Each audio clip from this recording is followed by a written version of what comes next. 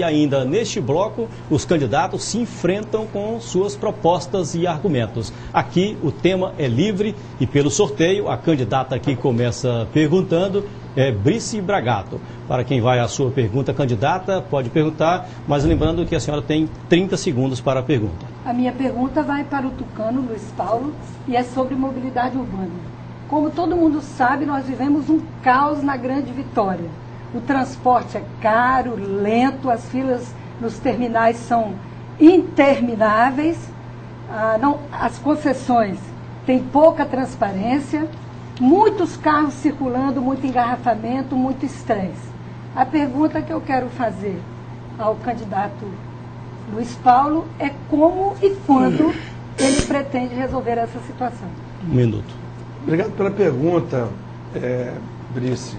Eu pretendo dar um salto no sistema de transporte coletivo na Grande Vitória. O sistema não é dos piores do Brasil. Ele, na época do Transcol, foi uma grande inovação.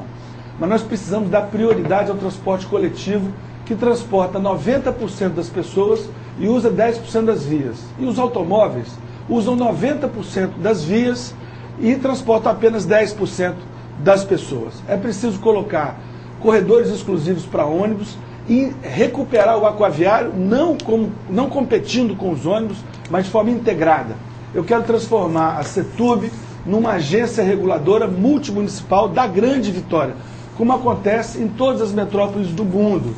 E aí, com um sistema de transporte coletivo adequado, seguro, eficiente, as pessoas vão poder deixar os seus carros em casa. Cidades organizadas não dependem do automóvel particular para levar as pessoas para casa em dia de trabalho. Portanto, só melhorando, mudando um salto no transporte coletivo é possível resolver esse problema. Obrigado, candidato. O senhor agora, pelas regras do debate, pergunta... Não. Desculpa, perdão, a réplica da candidata Brice Bragato. Candidato, o senhor sabe muito bem, todos os estudiosos dizem isso, mobilidade urbana se resolve com planejamento de longo e médio prazo. O senhor se diz especialista em planejamento estratégico, o senhor se diz o gestor, mas o senhor foi prefeito da capital, há 14 anos o senhor entrou, saiu há 6, ficou 8 anos como prefeito da capital, que cedia inclusive a região metropolitana. 4 desses 8 anos, o governador era do seu partido, Zé Inácio Ferreira. Se o senhor não tomou iniciativa naquelas condições para prever o caos e criar medidas, acha que o eleitor agora pode acreditar que num momento de campanha como esse, tendo perdido tantas oportunidades, pode acreditar que o senhor vai realmente resolver a questão? Acho que pode sim, deputada. Veja bem, há 14 anos atrás a situação do trânsito da Grande Vitória não era a que está. A liderança para consertar o problema do trânsito tem que ser do Estado, porque é o Estado que tem a concessão das linhas intermunicipais. Cabe ao Estado a liderança para colocar os prefeitos juntos. O intermunicipal, que é o Transcol, tem 1.500 ônibus, Vitória tem 500 ônibus. Desde a época do Vitor Buarque se discute essa integração. Chegou a hora de integrar a Brice. Temos que integrar o sistema, temos que colocar corredores exclusivos. Depende da coordenação pessoal do governador e do uso da capacidade de investimento do Estado para integrar esses esforços, fazendo com que Vitória possa ter, como tem Curitiba, e o Brasil exportou tecnologia de transporte coletivo para Bogotá, através do Transmilênio.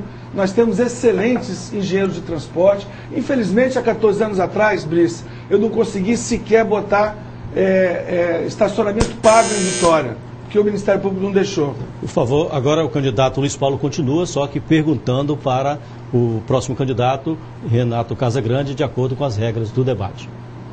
Senador, acho que eu e o senhor concordamos que o governador Paulo Atunes foi um bom governador e lega ao Espírito Santo equilíbrio fiscal, capacidade de investimento e responsabilidade fiscal, é o seu grande legado. Hoje na Gazeta tem uma manchete que denuncia que um quiosque da Praia de Camburi vai custar R$ 1.400.000, o preço de uma casa de luxo na mata da praia.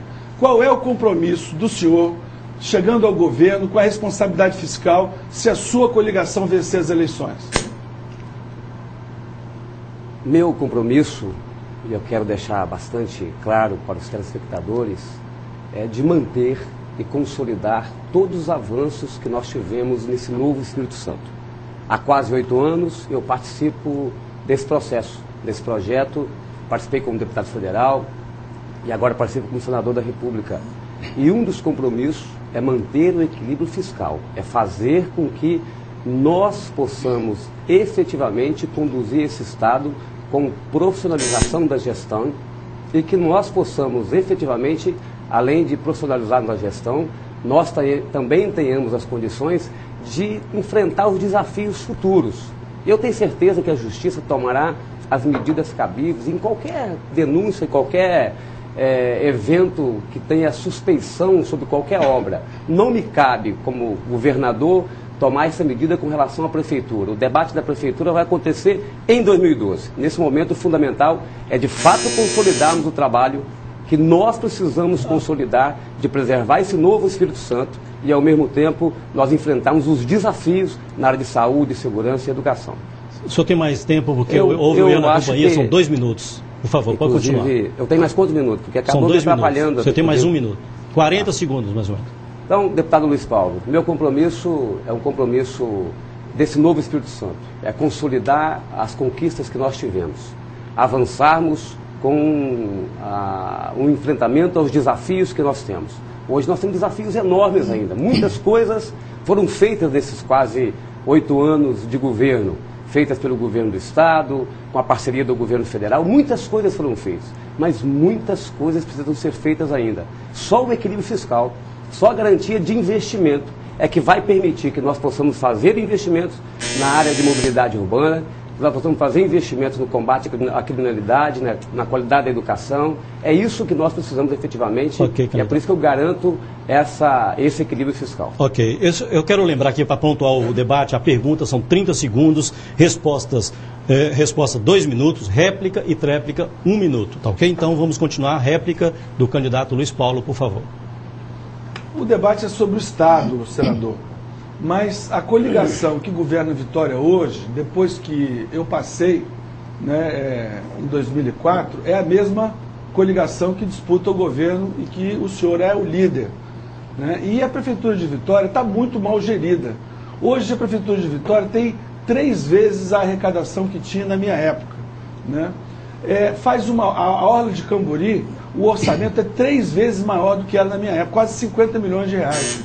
Então, eu acho que as pessoas que estavam do lado do governador Paulo Artur no equilíbrio fiscal, Zé Teófilo, Guilherme Dias, Ricardo de Oliveira, estão comigo. E eu posso assegurar que esse é um ponto de honra para nós. Mas, infelizmente, seus aliados parecem não pensar da mesma maneira. Muito obrigado. 1 minuto para a tréplica, por favor. Eu acho que é um pensamento e uma postura muito arrogante do candidato Luiz Paulo, porque achar que só o PSDB é que pode ter equilíbrio fiscal, trabalhar para o equilíbrio fiscal. Além dessas pessoas do PSDB, que eu reconheço como competentes, nós tivemos outras pessoas, outros secretários que trabalharam e trabalham com muita competência. O governador Paulo Artur coordenou esse processo. Então, é um comportamento, na minha avaliação, arrogante. A outra questão que eu acho fundamental é que nós precisamos, de fato, fazermos o debate do projeto estadual. A eleição de prefeito vai acontecer daqui a 2 anos, em 2012.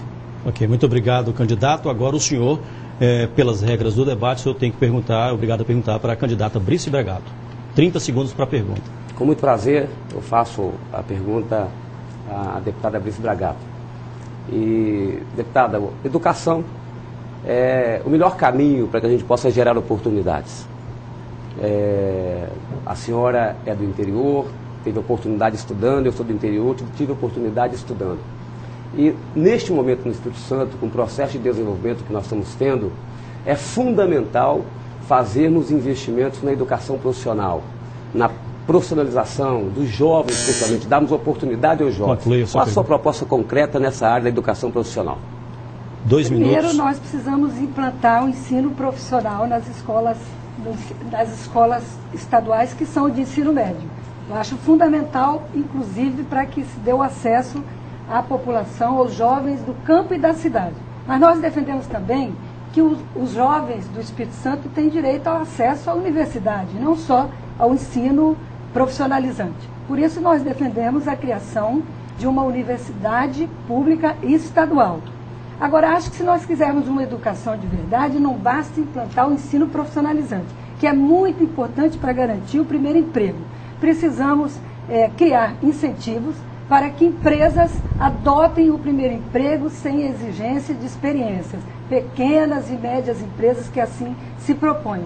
Mas tem uma coisa que o governo do senhor e do candidato Luiz Paulo não fez e não quer fazer, que é fundamental para a educação em qualquer nível: gestão democrática. Foram vetados 2 projetos de eleições diretas para diretores de escola, porque o governador dos senhores não querem que a comunidade escolar eleja os diretores, porque cada diretor é uma moeda de troca na mão de um deputado estadual para manter uma assembleia submissa como essa que o governador, que lhe apoia, do qual o senhor é candidato oficial, está mantendo. O povo do Espírito Santo tem vergonha da atual assembleia, porque não tem uma voz dissonante. Ainda tem tempo? 30 segundos. Então, aí eu quero dizer para o senhor que, além disso, precisa rever a terceirização da merenda escolar e aplicar diretamente. Por isso que a nossa proposta de governo é a proposta do desenvolvimento social.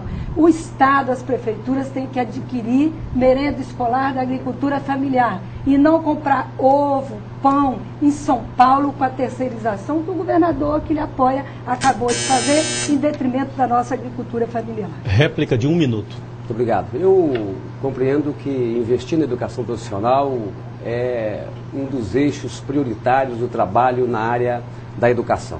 Nós conquistamos avanços significativos nesses últimos anos com o trabalho do governo do Estado e conquistamos avanços significativos com o trabalho do governo federal. São 12 novas escolas técnicas do Estado, 2 novos centros universitários, praticamente 2 novas universidades, uma em São Mateus, outra no município de Alegre, atendendo as 2 regiões sul e norte.